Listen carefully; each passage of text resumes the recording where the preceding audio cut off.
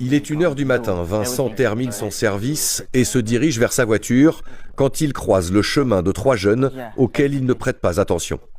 Quand je suis arrivé ici, donc je les avais passés de 1 mètre ou 2 mètres et ils ont dit « Ah, c'est des PD ». Au moment où je me suis retourné, j'ai pris un point comme ça. Et c'est le début d'un déchaînement de violence. Les 3 agresseurs s'en prennent à Vincent pendant de longues minutes. Des coups de poing, des coups de pied, à la tête, aux bras, aux jambes, au dos. Il finit par tomber par terre. Et à chaque fois que ça s'arrêtait, c'était pour me laisser le temps de respirer, de faire quelque chose et faire presque croire que ça s'arrêtait et reprendre 15-20 secondes après.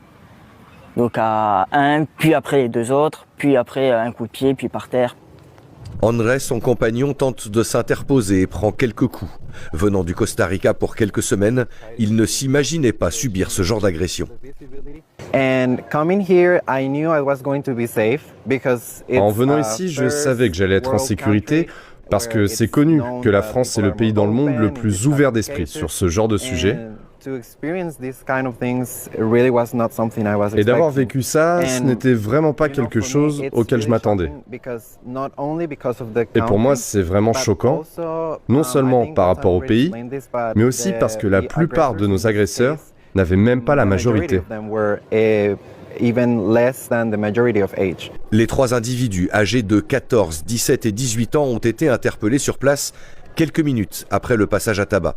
Vincent a porté plainte et reste choqué qu'une agression homophobe puisse avoir lieu dans une ville comme Châteauroux.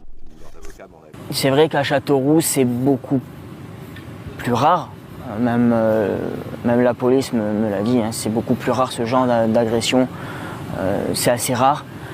Mais au final, sur un fond d'homophobie, visiblement, c'est partout et tout le monde. L'adolescent de 14 ans sera le seul jugé pour agression à caractère homophobe. Ce sera devant un tribunal pour enfants. L'autre mineur de 17 ans comparaîtra lui pour violence aggravée, comme le 3e protagoniste, majeur, qui lui aussi a reconnu les faits.